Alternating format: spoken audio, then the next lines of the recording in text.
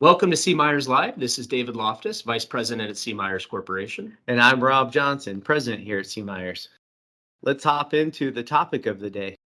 Well, one of the things that everyone has been talking about, top of mind for so many, is inflation. Let's talk through it. What are some of the things we should be looking for? Yeah, absolutely.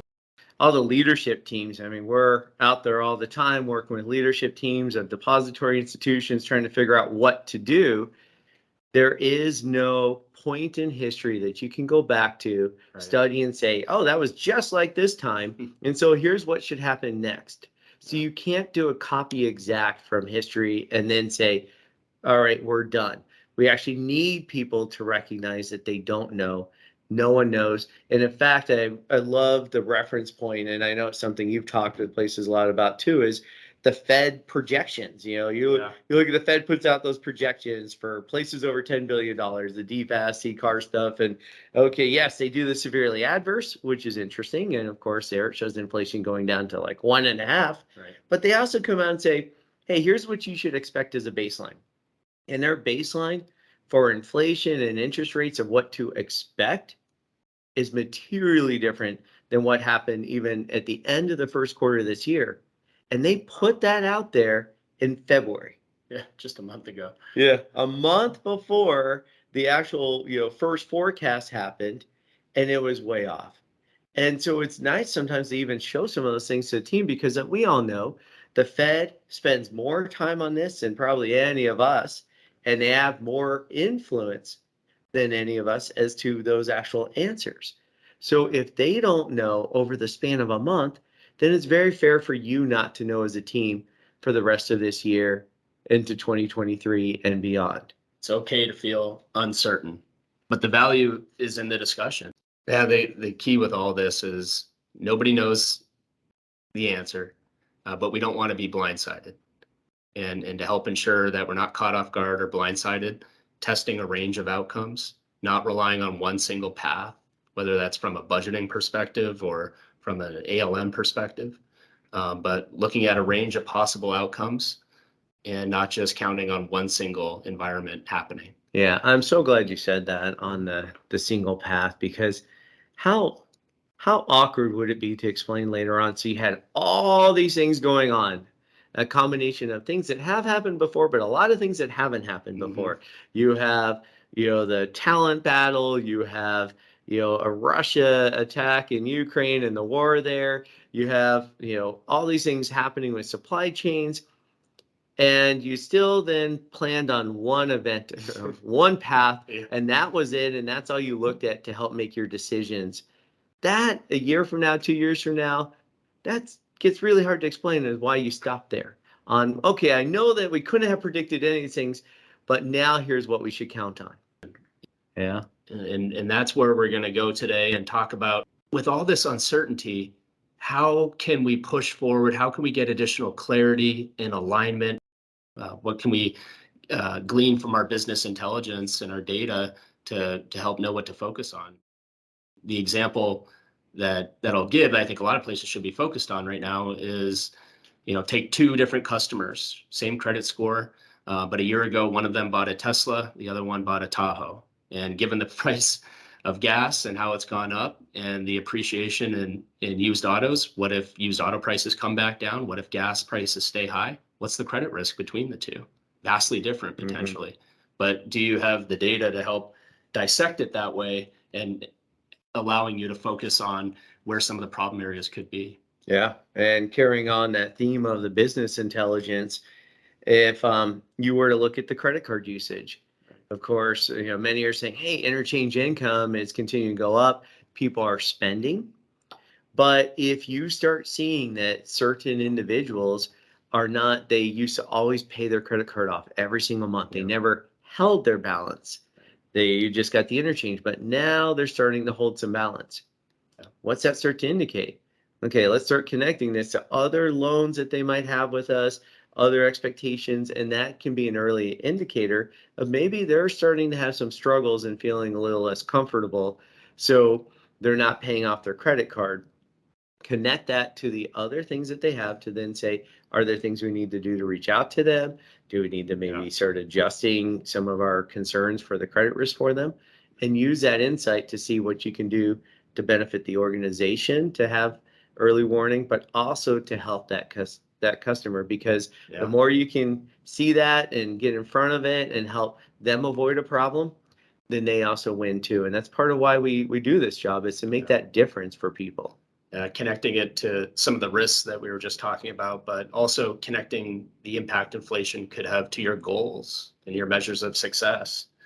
And, also what opportunities, always taking a look at what are some of the positives that can come from a prolonged period of sustained inflation. But, having those conversations early in terms of, how inflation might cause your deposit growth goal to differ, I think are important. The earlier you have those conversations, the better prepared you'll be. Yeah, you will. In fact, it's really nice to, as you walk through the different sources and you look at things like the inflation caused due to workforce shortage, that alone, the more that, that might, of course, increase your operating expenses, having to pay up even more for talent, but also the more that talent is making more money, then they might still keep borrowing more and they might keep growing their deposits.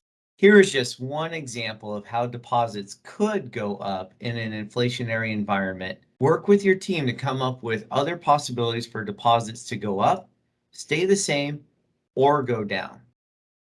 But Rob, beyond that, what are some of the things to watch for in a rising rate environment? Is inflation and rising rates going to impact financial institutions the same? Yeah, and recognizing, really that, of course, the first part of it is it depends.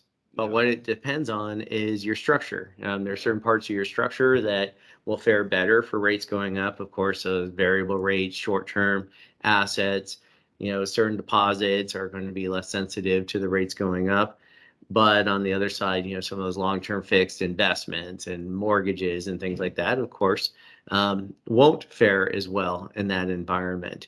And so, depending on your structure, it will actually cause more earnings for you. Right. That higher environment, and you're like, this is actually really helping. We're benefiting from that increase in rates. And some others, it might tighten their margin a little bit, at least, over the next year or so.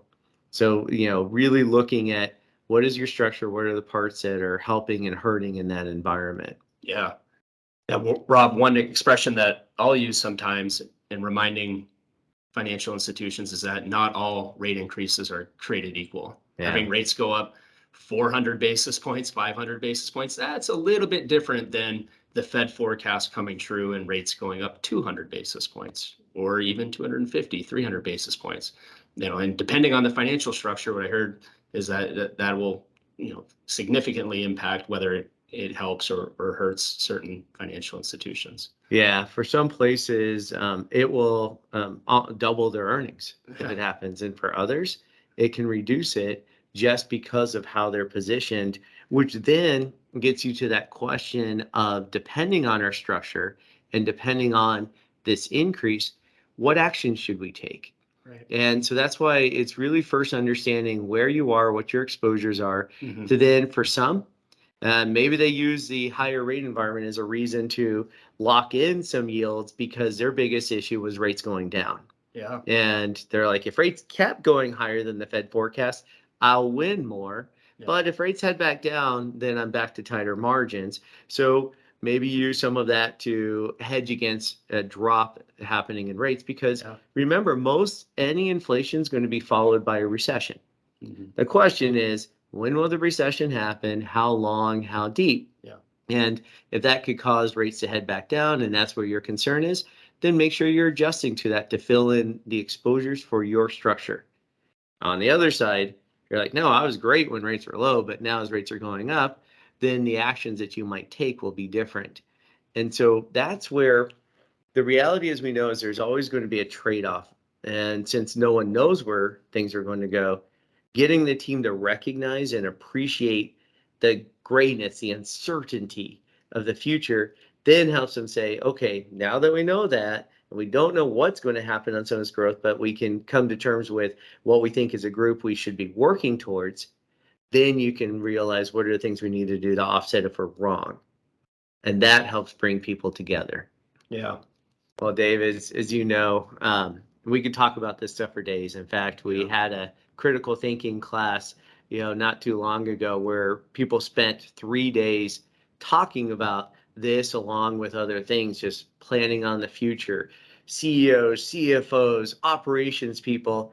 And the one thing that they said at the end of the 3 days, Wish we had more time.